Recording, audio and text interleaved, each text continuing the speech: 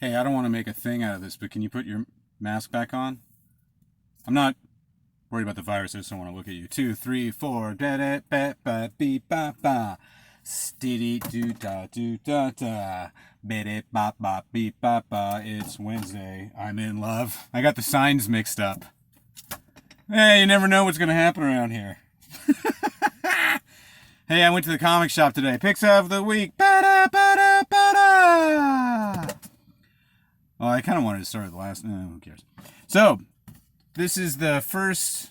This is the second week that Diamond Comics Distributors has elected to give us some new funny books.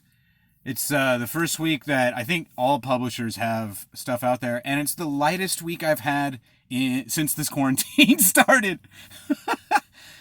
I'm all for supporting the shop. I just don't want to support them into the poorhouse. So I'm relieved that the pressure's not on for me to buy every single trade paperback at Galaxy of Comics. Corner of Louise and Satakoy in scenic Van Nuys, California. All right, so what I got today. Well, let's start with the new stuff, shall we? Firstly, Avengers number 33. What's going to happen? I don't remember. I mean, I barely remember what's happening in these comical books from week to week. Much less from 2 months ago. But I am stoked that I thought maybe when I saw the Avengers on the list, I thought, oh, are they going to continue with the Empire with a Y? It's a feminist empire.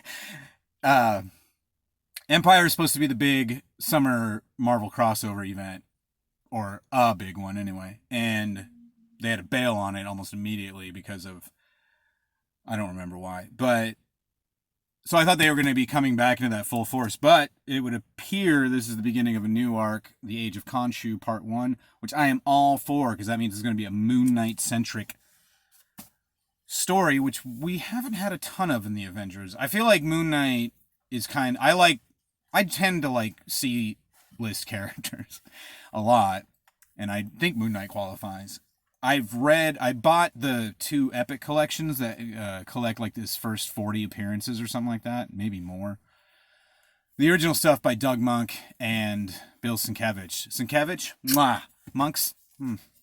His stuff on Master of Kung Fu around the same time was way better. I do not like his early Moon Knight scripts. But he did create Moon Knight to have multiple personality disorder, which I think is a tremendous wrinkle to a superhero. And so and that's mostly been like in the 80s, the Moon Knight series was, Moon Knight's very Batman-y. So is what I remember is in the 80s, it was really just another sort of Batman thing. Although he did have different personalities. It seemed like in the last, say 20 years, I guess, you got guys like Bendis and Warren Ellis writing Moon Knight, and Jeff Lemire, they really make a lot out of it. It's really fun. So I'm hoping that happens here. But also it's going to delve into, from what I can imagine, the very Egyptian roots of the character, which I think is always fun too. Khonshu has become more of a character instead of this vague god, like God. I also got Marauders number 10. I also don't know what's going on in this book anymore. But I have a feeling this might be near the end of its run. Like, I think Fallen Angels is already... which might have been on purpose. I think they don't really do mini-series anymore. Limited series used to be at the top. Number 1 in a 4-issue limited series. They don't really do that anymore. I think they still put out limited series. But I think some books like Fallen Angels and Marauders are kind of designed to not last very long. Like, let's get the X books off the ground. We'll have a couple extra titles in there. Extra. And that'll be fun. Some people, I think retailers especially, would rather they didn't do stuff like that. But I mean, they know there are too many of me out there who are going to buy every X book whenever they do a relaunch, at least for a while. I don't think they've done an X line relaunch that I haven't at least bought the first few issues of. That's just how I roll. And also, in keeping with the theme, I got Our Fighting Forces 100-page giant from Detective Comics. These have been very tempting to me. DC's been doing a lot of these 100-page specials, 100-page giants. And those are appealing to me because they tend to not be very canon heavy, so like a casual DC reader like myself won't have any trouble following whatever stories. There's a lot. You get a lot of pages. 100 pages is a lot still. It also kind of, I'm especially lately been super into Bronze Age stuff. I'm still reading that book about the DC implosion. So it's kind of made me want to read, like, and so it's got the same exact banner as they used to use in the 70s, or close to it anyway. And also, most importantly though, this one has the Unknown Soldier. Most of these, I think they put out at least one a week so far, you know, aside from the weeks they didn't put out anything. About one a week, and I'm always like, and then I never end up buying it. But this is like, because the Unknown Soldier is one of my favorite DC characters. Again, another kind of C-list character. If you're unfamiliar, he's basically like a super soldier type, and he just wears bandages all the time, so no one knows who he is. Very simple premise, but it's super badass. And then, finally this week, since I enjoyed the trade so much last week or the week before, I bought Bitterroot 6 and 7, which I was fortunate enough that the shop had in stock, because I know he doesn't tend to order, most retailers don't tend to over order on your more indie books. Image is less of a gamble, because generally speaking, Image books will sell, especially first issues. Boy, do they ever. Any Image number ones have become now, at least it was like this when I was working in the shop 7-8 years ago. Image number ones have become what Marvel number ones were in the 70s. Like, I don't know if you've ever read Jonathan Letham's Fortress of Solitude, which I highly recommend. They make a lot of that. How it's like, you got to get those number ones, dude, because they're, you know, ostensibly going to be worth a lot. It wasn't entirely true when I was growing up, because even in the 80s, when I was really starting to, and into the 90s, when I was starting to collect, there was still, especially in the early 90s, are you kidding me? It was speculator fever. But like, if you have a first printing of Walking Dead number 1, you're set. I think you're pretty good. And then also, while I was in the shop, I said finally, but there is one more thing. I was in the shop making my purchases 6 feet away from everybody. There was only 2 other people in the shop who worked there. And the owner, Warren, said, Jimmy, you tend to like the indie stuff, which is, I said, of course I do. So he said that he had a new rack on the counter, and he couldn't remember the name of the publisher. It's like Emerald something, but I was like, oh yeah, and I grabbed this. This is called Jerks of the 80s. It's more of an art zine, as you can see, but it's about a bunch of villains from 80s movies and television, which is up my alley, as it so happens. So I picked that up. That's $12. You can get that. I looked it up. Shoot. I almost swore. If you look up Alex Delaney, Delaney, Alex is selling those on their Etsy page, is where I saw it for sale. I couldn't find the name of the publisher, but this looks like a lot of fun. I'm always happy to support independent comics. It's, you know, I contain multitudes because I'm one of those sorts of geniuses. So I am able, as much as I love Marvel Comics, and I love Marvel Comics more than almost anything, I also really just love comics. So, and I like indie comics a lot. You know, I like to read stuff that's not superheroes. Not all the time, obviously. Anyway, those are picks of the week. Picks of the week. And then now we'll do picks of last week. I didn't get as nearly as much reading done last week as I did the week before. I've actually found myself finally feeling a little more productive during this quarantine. I really took the first 6 weeks, really leaned into the whole time off thing. Obviously, I got all that reading done that one weekend, but this time I only just got to read these 3 comics. I'm reading other stuff. I just haven't finished anything yet. Why am I over-explaining? First, last week I read Kill Whitey Donovan number 5. This was tremendous. I will admit, again, to at least partial amnesia as to what exactly is going on in this book, but I'm thrilled that I can now read the whole thing in one, because that was one thing I said this last week with the quarantine and all. I was like, I'm left hanging.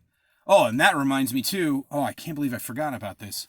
There's going to be a new The Boys miniseries. The Boys, if you're unfamiliar, was just recently made into a television program on Amazon Prime, which I enjoyed. The comic book is obviously better. That's always true. The show is very enjoyable. I love the comic book. It is probably my favorite comic book, if you don't count Watchmen, which is like counting the Beatles. You can't really. I love The Boys. Reread it probably for the third time right before the show started. It's the only comic book that I own every variant cover, or at least the ones that were available through retailers. I don't have all the incentive covers because that's a little excessive. Love, love, love that book. And it had been announced pre-quarantine that Garth Ennis and I do believe Derek Robertson were going to be doing a new miniseries specifically about Billy the Butcher's wife. If you're not familiar with the book, I don't want to ruin anything for you, but Billy Butcher, who's one of the main protagonists, most of it, if not all of his motivation comes from his wife, but we never really get a whole lot of time with her in the book. She kind of becomes the woman in the refrigerator if you take that Green Lantern / Gail Simone reference. So I was delighted to find that not only was there going to be a new Boys comic, but that they were going to kind of shore up one of the weaker parts of the storyline. I mean, how often does anybody do that? So, yeah, I can't wait. That's really, I maybe should have saved that for when the book came out. I didn't really ask you. I know I was looking in your direction. I also read last week Deadly Class, number 44. As I mentioned, this is not a good point to jump in on if you've never read Deadly Class. This is the final chapter in this arc. It's part 5. I'm pretty sure it's the final chapter from the way it ended. Usually arcs are 6 issues, which is throwing me a little bit, but very, very fun stuff. Again, highly recommend this book. I can't imagine that the early trades are not available either at your local comic shop or at your local library via their ebook distribution app, whatever that might be. And then finally, I also read Year Zero by Benjamin Percy and Ramon Rosanas. Excellent artist who I had not seen any of his stuff before. And a very good script. I mentioned last week that I'm sure I mentioned it, that I kind of OD'd on zombie stories in general. I mean, I mentioned The Walking Dead earlier, but I barely have read any of it. I don't really... I love zombie stuff, don't get me wrong. I'm just very particular, especially when it comes to horror. It's probably the only thing I'm really particular about, if you've ever seen me eat before. I like George Romero, so, like, that's fine. And then I kind of consider Shaun of the Dead part of that universe. But, like, Walking Dead, it was a really thing. It was like, after Shaun of the Dead, it was just too much. But this is fun. This is very World War Z, which is, like, a big plus, because I really like that book, which I would also recommend if you haven't read it, by Max Brooks. It's multiple perspectives and multicultural perspectives, which is always a fun thing. That's always, I like world building. I like when creators have a big playground to play in. But even so, you'll get a lot of very specific, like the first 3 Romero, or first 2 anyway, they're all in Pittsburgh and it's all like, But, World War Z was like, no, it's the whole world. So you got to see how other countries would deal with the zombie plague. And you have a similar thing here. It's pretty cool. Also, as you can tell by the title, it's at the very beginning of a pandemic, oddly enough. And that's always, to me, the most exciting part of any zombie movie is where, oh no, what's happening?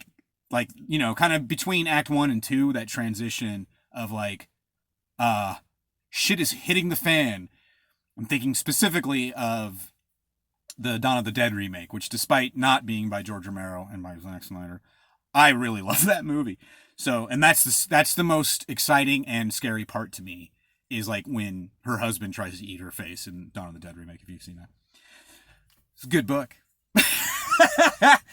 All right, that was picked up last week. I don't think there was anything else business-wise to attend to. Nope. All right, good. If it seems like I'm in a little bit of a hurry, it's because, like I was saying, I'm actually feeling somewhat productive lately. So it's like, I got to get back to work. I don't know. But yeah, that's it. So I hope if you are able to go to your funny book store today that you enjoy it. I mean, I'm eternally grateful to be able to just be in that shop. I don't know if you've noticed, but I like comic books a lot. And so I always feel much better inside of a comic book store than I do anywhere else. When my therapist says to go to my happy place, it's a comic shop. So I'm glad to be able to go back to my happy place. And I'm glad for all of you out there continue to not be an asshole and wear a mask. I'm not wearing one because I'm too attractive. But also, I am the only one. I'm the only one in here. Will you? You don't need me to tell you. All right, I'll tell you later, guys. Bye. I thought it went fine. Well, nobody asked you.